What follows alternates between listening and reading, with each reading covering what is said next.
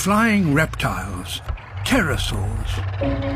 Here on the beaches of North Africa, there are 7 different species of them. They come here to feed, to rest, and to raise their young.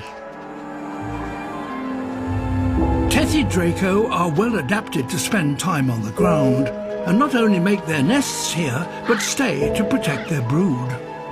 And their young certainly need protection. The dagger beak of Phosphato Draco, a 9-foot-tall predator that stalks through these colonies looking for a chance to snatch an unguarded hatchling.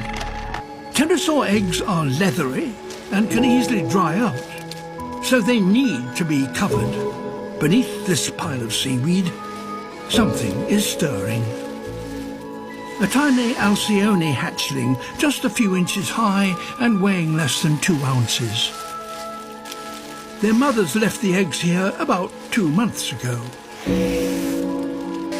Calling to each other synchronizes hatching.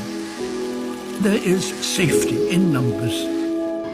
Their first instinct is to climb.